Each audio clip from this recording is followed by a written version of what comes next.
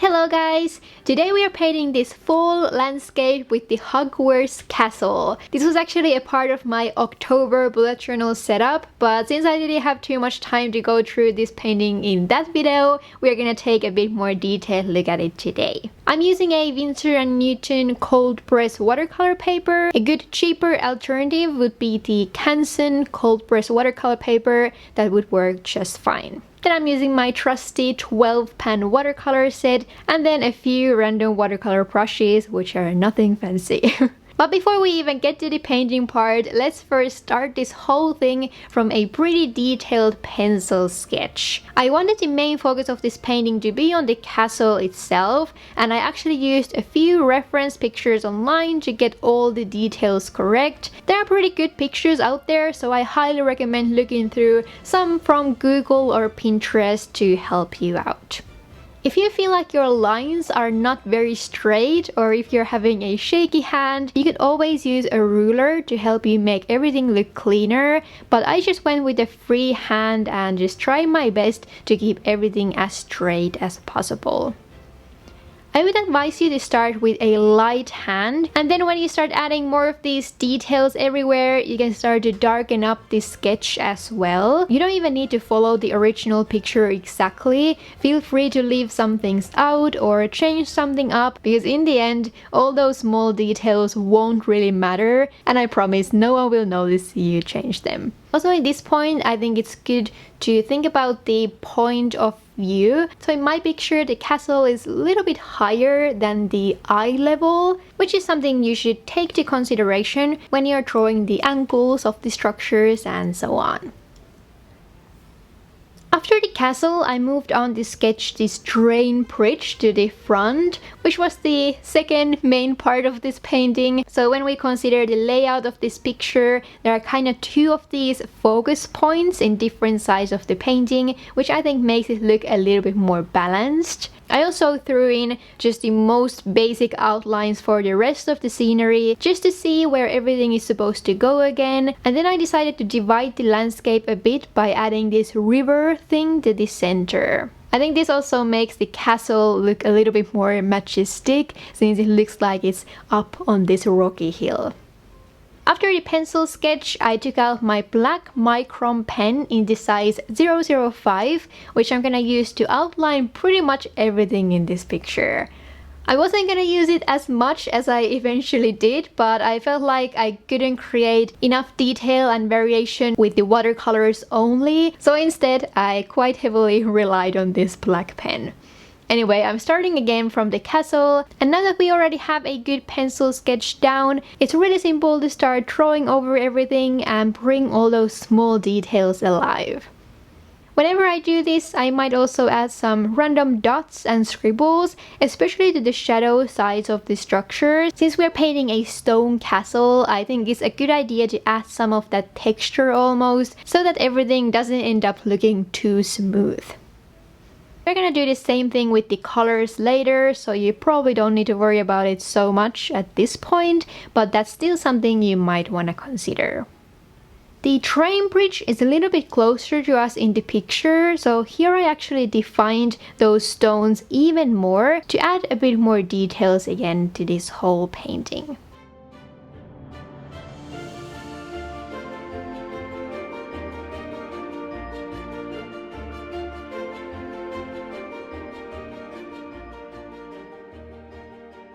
We're gonna add so many more lines as this painting progresses, but in this point, I was ready to start to lay down the first layers of the watercolors. I started everything from the sky, because that was probably the easiest part of this whole painting, and I just wanted to get it out of the way. So I mixed some very light gray and almost a bit of yellow to the sky, and then used the wet on wet technique, which means that I wet the whole sky part with a clean water before adding any of the paints. This will make everything blend much more evenly, which is exactly what I wanted for this extremely minimal sky. After that, I moved on to lay down some first layers for this rock part under the castle, and then started with the castle itself. In this point, I advise you to go with light layers so you're able to gradually start deepening everything up, add all the shadows and so on.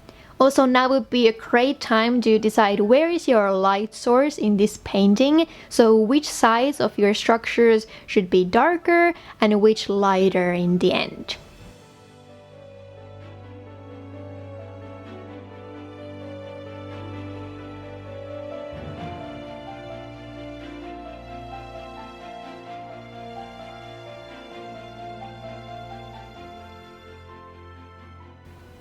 The way I worked with this painting was to add layers to different parts of it at a time, so that those first layers had enough time to dry, and then when you add more color on top later, you can still get those sharp edges with your colors without them blending together with the first layers. So next we are starting to add some color to the scenery itself. You could honestly go to so many different directions with the color palette. I chose to keep this a little bit more fallish, so I added a lot of yellow ochre and burnt sienna to bring those warm fall tones to this painting. I think a little bit more grayish green tones would also create a very Harry Potter style look. So definitely play with different ideas before you choose where you want to take your painting in this point.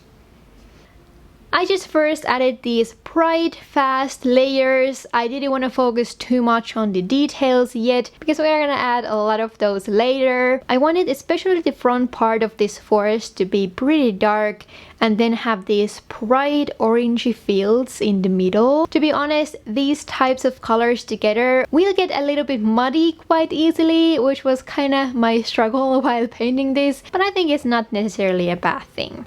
Then I added some light layers to the train bridge as well. I was kind of struggling with the lights and shadows with this part of the painting, and also it was so difficult to keep all the lines straight, so I think my train rails definitely had some bumps in them. But again, it's okay, and most of the times no one else can realize all the small mistakes you do when you're creating the painting.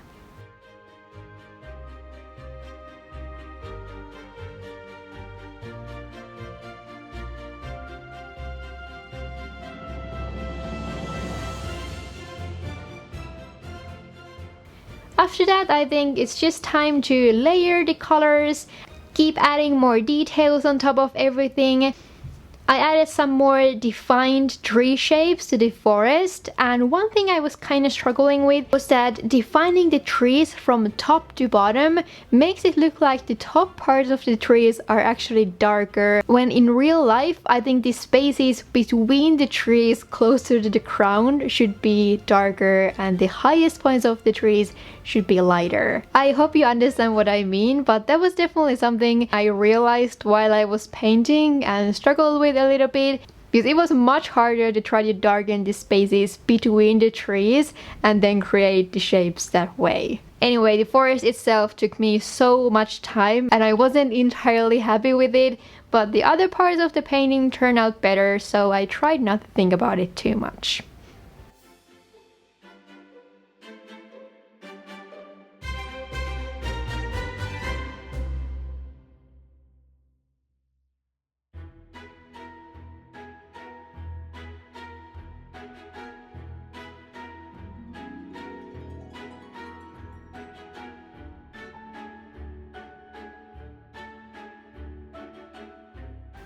I also started to add more lines to really define the shapes now that we have some color laid down already. I also darkened the shadows in the castle and defined some of the details here even further. Again, adding some small textures here and there will really add more character to this whole painting, so don't try to rush through this part too fast. Honestly, this whole thing took me at least 9 hours in real life. I know it looks so much easier here in the video, but going through this amount of detail in this size painting really takes a lot of time and patience. I also added some color to the river in the center and then just worked my way up slowly. Then I really started to add those black lines and scribbles pretty much all over this painting. I tried to define the trees with just the watercolors first, but it wasn't really working, so I decided to change the direction of this painting a little bit and go for more of this almost cartoony style with all the black shadows and strokes. The rock part was one of the most fun to create in this painting in my opinion. You just need very sharp, fast lines to create this rocky appearance. And then just add shading to all the shadowy sides of the rocks with similar sharp angular shapes. I added some smaller dark trees to the hills further away to create a bit of depth to this painting, but after that it was just a lot of scribbling. You might destroy your poor pen in this process, especially if you're using a rougher watercolor paper like I did. And then in the very end, I did add a few details to some of the trees with my gouache paints. I know it's almost unnoticeable in the video here, but that way you can add some light highlights to the trees if you feel like some of them turned out too dark. Same goes for the other parts of this painting as well, but I didn't spend too much time here because I ended up editing this quite a lot on my computer digitally, since I wanted to sell this print on my online shop, and editing everything digitally is just so much easier. But yeah, after that I think I have nothing else to say about this. Feel free to leave any questions to the comments if there was something you think I didn't explain well enough. After this whole painting was done, I just cut out the edges a little, and I also unfortunately had to cut it in half to fit it to my journal. And then I just added the October title to the top right corner. You can check out the print on my shop if you're interested. The link is in the description, but I guess that's finally it. Thank you guys so much for watching this quick, in-depth painting video. I hope it was helpful for you. If you're new here, please consider subscribing for more art and journaling videos in the future. But yeah, I hope you're having an amazing day or night wherever you are, and see you in my next one. Bye bye!